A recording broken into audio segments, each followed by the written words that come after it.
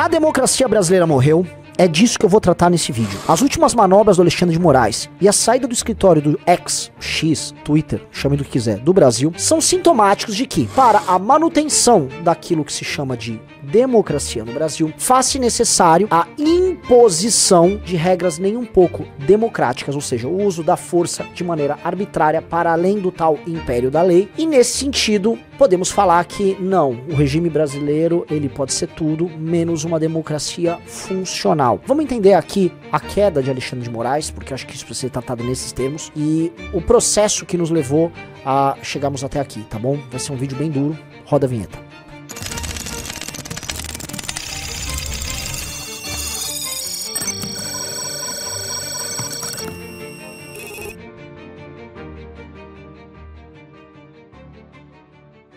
Amigos, antes de continuar, deixa eu avisar vocês, todo mundo já está começando a receber a Valete desse mês, então eu falo pra você, seja um assinante da Valete, tá aqui ó. E se você quiser assinar a Valete com desconto, eu vou dar uma dica. No link que tá na descrição, ou nesse link que tá na tela, mas tá na descrição, tá pinado pra você, eu lancei o meu grupo de WhatsApp, é tipo o grupo de Telegram de WhatsApp, tá? É o grupo do Renan, e lá inclusive eu vou falar em quem eu vou votar, e quem tá tentando enganar você falando que tem o nosso apoio, não tem, tá? Tentando levar teu voto na malandragem. Lá tem a lista dos nossos candidatos, então bora, eu não posso apoiar aqui no nosso canal, porque a lei não deixa, mas no meu perfil pessoal pode, então bora, se inscreve no meu canal lá, e lá você também vai encontrar o descontinho pra assinar a Valete, bora. Vamos lá, amigos! Eu já tratei, existe uma série de vídeos aqui no nosso canal tratando da ascensão do Alexandre de Moraes como a figura correlata, nunca é algo totalmente igual, mas correlata ao do dictator em Roma. Eu já expliquei. Em Roma, durante a República Romana, você tinha um estabelecimento, através das elites ali, de uma figura, uma posição que era prevista por eles, que era do ditador, tá? Ele era alguém que as elites colocavam para resolver um grande problema. Por exemplo, temos piratas rodando ali no mar Mediterrâneo. Pompeu, estará dado um mandato de ditador para você, você terá plenos poderes sobre o Mediterrâneo, você vai fazer o que você quiser, resolva o problema. E em inúmeros momentos da história romana, homens foram colocados nessa posição para resolver grandes problemas que eles tinham, tá? Então a figura do dictator foi muito usada em Roma, então era uma figura de um homem muito capaz, muito tenaz, que era nomeado pelas elites para resolver um problema geral, especialmente em guerras civis, tá? Sila, por exemplo, pra gente dar exemplo, ou Sula, como você prefira dizer aqui. O ponto é o seguinte, o Alexandre de Moraes, em grande medida, é o homem que foi colocado pelas elites, e eu coloco ali especialmente pelas elites do judiciário, mas por um pacto envolvendo partidos políticos, setores da imprensa, gente, inclusive, eu vou colocar aqui da burocracia, mas também do, vamos dizer, do alto escalão daquilo que a gente chama de economia brasileira.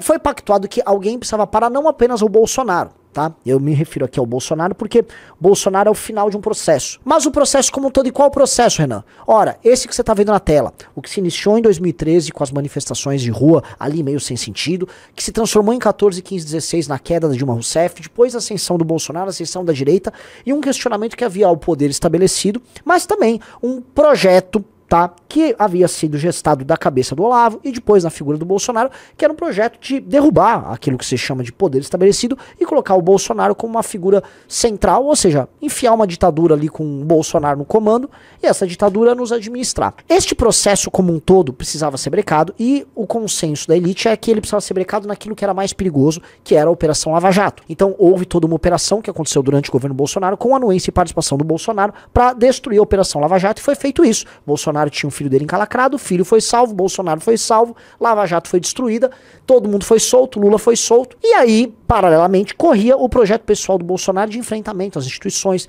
o uso da pandemia para concentrar poder, e não sou eu falando, isso foram os próprios influenciadores do Bolsonaro, o Alan dos Santos foi pego, enfim, teve todos os problemas que ele teve, muito porque ele tocava isso durante a pandemia, né, queria sublevações de policiais, etc, mas não vou aqui me estender que eu já tenho muito vídeo gravado sobre esse tema. Ponto é, o Alexandre de Moraes foi colocado também para fazer o enfrentamento dessas figuras, a brecar os ataques virtuais que eles recebiam, então ele tinha um inquérito com superpoderes, e ele tinha meio que uma licença total por parte não só do STF, mas do dito sistema aqui, para falar de maneira bem ampla, para agir. E ele agiu. Ele agiu, enfrentou o Bolsonaro. Bolsonaro tentou o que tentou no final do mandato dele em 2022. Houve o famoso 8 de janeiro e o Alexandre de Moraes venceu. Vitória na cabeça dele foi garantir que houvesse as eleições em 2022, brecar ali, vamos dizer, a sanha golpista. E para isso, com os poderes estabelecidos, ele criou uma determinada fórmula de trabalho. O que está vazando agora com o Glenn são os meios adotados ao longo desse processo. Meios que demonstram que a ideia própria de, os ritos legais, não, porque, veja só, não há a vontade dele ou a volúpia dele ali envolvida, ou os ódios dele, não, ele estava agindo furiamente. Obviamente ele iria cruzar linhas como cruzou, tá? E aí ele passa a ser exposto, porque o que está acontecendo agora é um exposed dos meios de ação do Alexandre de Moraes, tá? Justamente no momento que ele não está mais em alta. Porque ele e essa mesma elite acreditaram que depois do 8 de janeiro, né, quando fica comprovado, aquela turma queria mesmo um golpe de Estado, eles invadiram os prédios, não sei o quê, que eles eram os heróis globais da democracia. Mas eles não obtiveram esse reconhecimento. Não apenas o Lula chega ao poder e ele é meio que enxotado pelo mundo desenvolvido, como o Alexandre de Moraes não foi considerado um herói da democracia ou o dono de um método que deveria ser utilizado por outros países. E não sou eu falando, tá? Se você pega o próprio Reinaldo Azevedo, pega a própria tese do Alexandre de Moraes lá na universidade, na Faculdade de Direito da USP, vai na linha de que o Brasil criou um método de enfrentamento ao populismo de direita, produtor de fake news, e esse método, veja, precisa ser estudado porque outros países, se fizessem o que o Alexandre de Moraes fez, eles teriam sucesso. E este método não foi levado a sério. Veja, mesmo jornais progressistas como o New York Times, ou jornalistas progressistas como o Glenn, olham e falam, calma, isso aí não tá correto. E aí, né, porque todo poder vicia e todo poder corrompe, o Alexandre de Moraes, que ficou com plenos poderes para enfrentar o Bolsonaro, ele falou, não vou abdicar desses plenos poderes. E mais, esse regime especial que nós estamos vivendo, que é um regime em que a democracia se altera, ou seja, a democracia militante, ela se altera para se proteger, tem que ser mantido permanentemente. Então as redes sociais precisam ser caladas, de certa maneira nós precisamos ter um gabinete atuando para combater fake news, temos que juntar o governo federal aqui com o STF para fazer, vamos dizer, esse enfrentamento. Então eles acharam que eles vão ter que ficar permanentemente monitorando a democracia para que a democracia não se transforme ela em si numa ditadura, ou não seja subvertida. Obviamente isso é uma subversão, e esse é o problema, esse é o paradoxo de quem acha que vai, por meios ditatoriais, defender a democracia. Na verdade, você se impõe ali como uma força que não é exatamente democrática, ainda mais vindo do judiciário, e não do legislativo ou do executivo, certo? Ele não vem através do voto. Mas deixamos guardado, vamos continuar aqui construindo. A censura, o enfrentamento a outros poderes, tudo isso começou a ser negado fora do Brasil. E aí, todo aquele projeto, aquela aliança com as esquerdas para passar o PL 2630, para censurar internautas em redes sociais, pegou mal. Eles tiveram uma derrota no passado, uma derrota inclusive que você participou bastante, a gente brecou a atuação de muitos parlamentares que queriam votar com o governo nisso. Isso, né, começou a dar ruim. Aí você começa a ter os primeiros exposeds deles, e você começa a ter a briga com o X, quando o Elon Musk assume o Twitter, torna ele o X, e começa a divulgar as trocas de e-mail. Aí você começa a ter um mundo falando do Brasil, e tendo o Brasil como um exemplo ruim. Você também começa a ver, em certos momentos, o Alexandre de Moraes, vamos dizer, extrapolando sua atuação, e começando a brigar com a elite daquilo que a gente chama de universo dos causídicos, dos advogados brasileiros, que foi enfrentar o criminalista Toron e tratá-lo com pouco respeito, como você pode ver nesse vídeo. Só que uma é posterior a outra. Agradeço, e esse critério da cronologia deveria prevalecer. Não, doutor, mas o último argumento, presidente, por favor, eu tenho um último argumento. Prevalece o princípio da especialidade que rege a lei, rege o regimento. Mas a outra também é do especial Supremo Tribunal Federal. E é posterior. Doutor, mas eu só quero dizer uma outra coisa a mais. Toda vez agora que houver um agravo regimental, Vossa Excelência, sabendo que não há sustentação oral, vier à tribuna, nós realmente vamos complicar Presidente, a questão. Já é pacífico a tribuna, isso. Com todo respeito, para dizer uma última coisa. Por favor. Este tema é da maior relevância. O tribunal só se eleva ouvindo outras vozes. Obrigado. É isso. Então, a turma mantém o posicionamento sobre a não cabimento de sustentação oral por unanimidade. Por favor.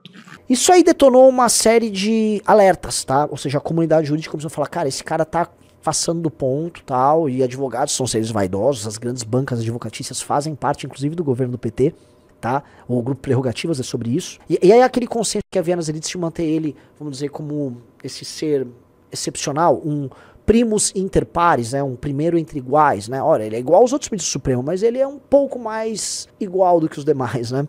Isto começou a cair. É como se um sujeito tem um status de ditador em Roma, o Senado falasse, não, para, e fala, não, eu quero continuar. Eles, olha só, não vai rolar não, cara, não vai rolar não. E aí o cara pode acabar sendo esfaqueado no Senado, né? Que é mais ou menos o clima que tá rolando. Pra vocês perceberem, o Dino já tá ali dentro, articulando um caminho para além do Alexandre de Moraes. Inclusive ele tá agora tentando enfraquecer o legislativo, numa briga com o Arthur Lira, tá favorecendo o executivo. O Dino tá atuando a favor do Lula nisso. Tá? E o Alexandre de Moraes pode ser que se torne um inconveniente em algum momento, porque se ele não tiver apoio do executivo, ele vai buscar esse apoio no próprio legislativo. O lance todo, tá? Ninguém quer abandonar o poder acumulado. A força do Alexandre de Moraes se dá no enfrentamento dele àquilo que ele chama de, vamos dizer, inimigos da democracia, tá? Então, não assusta que ele, para buscar apoio, inclusive apoio popular junto às esquerdas, ele reaja após essas notícias. Não, vou mandar prender o Alan dos Santos. Ah, olha só, vou mandar uma série de listas de contas bloqueadas do X. Ah, então o Elon Musk vai sair do Brasil, que saia. Ele angaria apoio com as esquerdas e ele mostra a utilidade dele nesse processo político.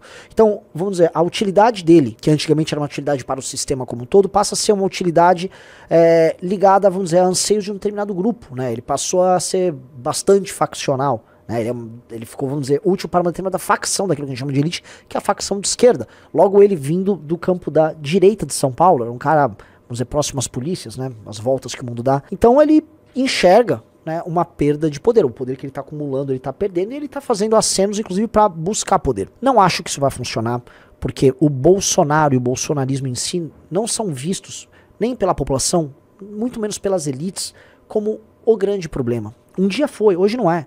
As elites estão preocupadas com o Haddad, quem tem grana está preocupado com o Haddad. As elites políticas em recomposição de forças e olhando para as eleições de 2026 sem Bolsonaro, pensando talvez um Tarcísio como candidato em 26. Ninguém enxerga mais isso que o Alexandre de Moraes vê. E mais, mesmo o 8 de janeiro jamais foi visto pela população como, nossa, meu Deus, a democracia morreu e fui salvo pelo Alexandre de Moraes, vamos fazer uma grande manifestação de apoio. Não é visto dessa maneira. Até porque qualquer ato, mesmo pró-Bolsonaro, que enfrente o sistema, é visto pela pessoa que acha no fundo que o governo rouba ela como algo bom. Isso meio que tá na cabeça das pessoas. As pessoas se sentem roubadas ali e falam, pô, mas esse cara invadiu ali o Congresso, só tem ladrão lá mesmo. Instintivamente as pessoas não estão revoltadas com aquelas pessoas que invadiram o Congresso e estão ao lado do Alexandre de Moraes. Isso não aconteceu. Tá havendo esvaziamento, ele continua dobrando a aposta, e essa dobrada de aposta que ele vai dando pode funcionar até o momento que ele não tenha mais as cartas. Sabe quando você tá blefando no poker, e aí você precisa apresentar, a pessoa pagou pra ver se tem que apresentar? Pode ser que ele, se isolando, não tenha mais as cartas pra apresentar e acabe tomando uma derrota. Como a estratégia dele é sempre dobrar a aposta, ele tá acumulando, vamos dizer, muitos inimigos. A frente de batalha tá começando a ficar muito ampla. E quando você tem uma frente ampla contra você, né, e a galera da nossa elite sabe bem disso, é complicado você ganhar, né?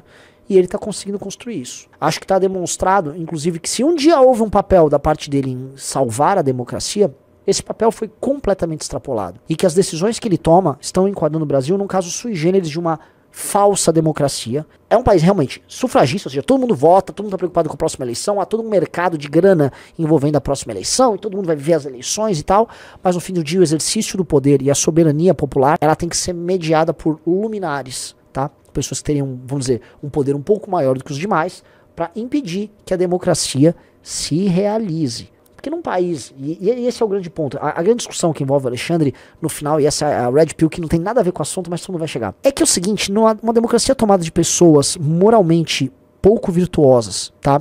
Profundamente ignorantes e preocupadas apenas com seus ganhos pessoais, o resultado final não vai ser bom. Uma democracia de Bolsonaros, Lulas, de Pablos Marçais, vai dar merda sempre. E aí os luminares querem mediar e impedir que essa democracia atinja seu resultado final. Isso não é democracia, cara. Isso aí é sintoma de um mal maior. A ideia de que, nós somos ingovernáveis porque nós somos um povo sem virtude, o que é verdade, e 2, de que uma força que sempre esteve escondida, né? Alguns chamam de estamento burocrático, para citar aqui o Raimundo Faoro ou o próprio Olavo de Carvalho, tá? Essa força, ela tá ficando cada vez mais clara, porque se ela não der as caras, ela não vai conseguir se estabelecer. Em ambas as alternativas nós estamos lenhados, e é por isso que nós somos um país subdesenvolvido. Então é isso, meus amigos, eu espero que vocês tenham gostado, beijos e abraços para todos vocês.